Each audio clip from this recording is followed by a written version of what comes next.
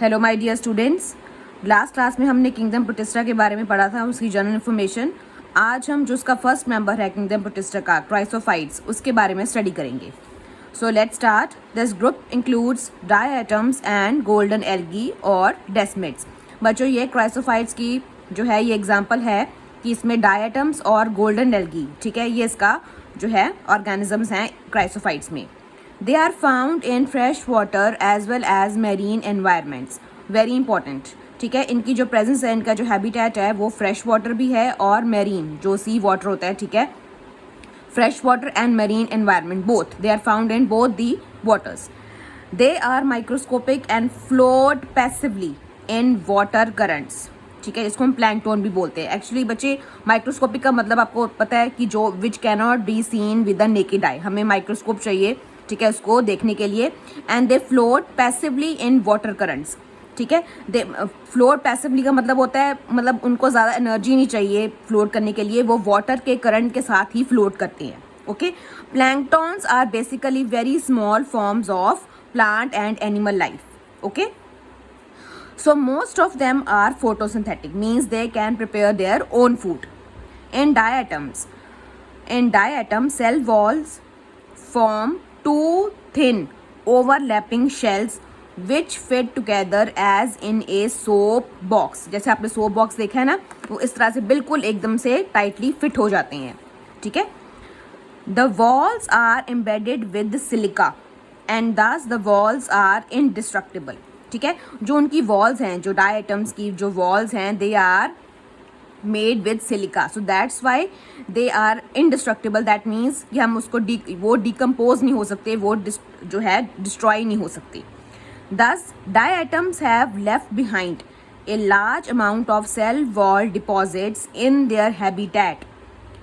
This accumulation over billions of years is referred to as diatomaceous earth. ठीक है बच्चे, ये जब क्योंकि इनकी जो सिलिका से बनी हुई है, तो क्या होता है कि इस तरह से, ठीक है, जो diatomaceous earth है, ठीक है, these are basically made from the remains of diatoms. Okay, these are the cell wall deposits of diatoms and it's a type of powder. जैसे जो होते हैं ना, sand होते हैं, ऐसे particles होते हैं.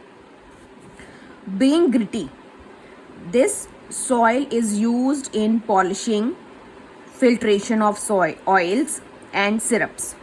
ये इनका फंक्शन है। ठीक है, कि जो ग्रिटी का मतलब होता है पार्टिकल लाइक, ठीक है, जैसे मैंने आपको यहाँ पे शो किया है particle like. So it is used, ये जो डायटमेशियस अर्थ है, it is used in polishing, okay, filtration of oils, मतलब जो उसमें से जो सॉलिड पार्टिकल्स रिमूव करना या कोई कंटेमिनेंट्स रिमूव करना, उसको रिमूव करने में ये हेल्प करते हैं। Diatoms are the chief producers in the oceans. Very very important, आपसे ये क्वेश्चन भी पूछा जा सकता है कि which are the chief producers और name the organisms which are the chief producers in the oceans. So your answer will be diatoms. Okay, because they are the major planktons of the sea, as we have studied in this, that they are photosynthetic, means they can prepare their own food, so they are the chief producers of the oceans. So this was about chrysophytes. Okay, now let's move on to next member of protista, that are dinoflagellates. Okay, dinoflagellates, again very very important. These organisms are mostly marine. ठीक है, इसमें था ना दूसरे में कि both fresh and marine था, ये सिर्फ ये ज़्यादातर मेरीन है, मीन सी वाटर में, and photosynthetic, again they can prepare their own food. They appear yellow, green, brown, blue और red depending on the main pigments present in their cells. ठीक है बच्चों, सो ये डायनोफ्लैजेलेट्स हैं, इनके अलग अलग कलर होते हैं depending upon the pigments which are present in them. जैसे मान लो, अगर हम लीफ की अगर मैं एग्जांपल देके आपको सुना, वो ग्रीन होते हैं, प्लांट्स ग्रीन होते हैं बिकॉज उसमें क्लोरोफिल होता है. ठीक है, तो सिमिलरली इसमें जो है, इनमें अलग अलग पिगमेंट्स होती हैं. ठीक है, जैसी पिगमेंट होगी उसका वैसा ही कलर होगा. The cell wall has stiff cellulose plates on the outer surface, जैसे कि आप डायग्राम में देख सकते हो. ठीक है, ये डायनोफ्लैजेलेट्स का जो है वो डायग्राम है.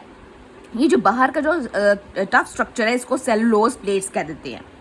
ठीक है, most of them have two flagella, very important, इसका बड़ा ही इंपॉर्टेंट करेक्टरिस्टिक है, फीचर है डायनोफ्लैजलेट्स का कि इनमें 2 फ्लैजला होते हैं, ठीक है। एक तो ये लॉन्गिट्यूडनल जो आप लंबा देख सकते हो, ठीक है, दिस इज लॉन्गिट्यूडनल फ्लैजला। अगर आप इसमें ध्यान से देखो, ठीक है, ये एक और फ्लैजला है जिसको हम ट्रांसवर्स जो है ट्रांसवर्स फ्लैजला बोलते हैं। ये it runs through the body of the dinoflagellate. So 2 तरह के फ्लैजला हैं, transverse flagella and longitudinal flagella. Very often red dinoflagellates, ठीक है, उसकी एग्जांपल दी हुई है उन्होंने Gonyaulax, undergo such rapid multiplication that they make the sea appear red.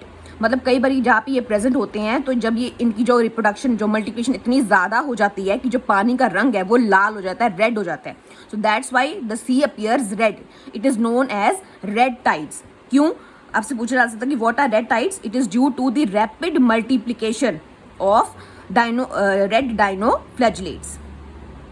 अब इसका क्या साइड इफेक्ट है कि ये टॉक्सिन्स रिलीज करते हैं, जो रेड डायनोफ्लैजलेट्स हैं, they release toxins release by such large numbers में even kill other marine animals such as fishes. अब जो टॉक्सिन्स जो कह लो कि हार्मफुल सब्सटेंसेस जो रिलीज करते हैं, उस वजह से क्या होता है कि जो दूसरे मेरीन एनिमल्स हैं, जो दूसरे जो पानी में एनिमल्स रहते हैं जैसे कि फिशेस हैं, ठीक है, वो जो है उन पे ये लीथल होते हैं, ये जो फिशेस है वो मर जाती हैं when the toxins are released by the you can say red dinoflagellates in the ocean. So this was about dinoflagellates. I hope you understood till here. Thank you.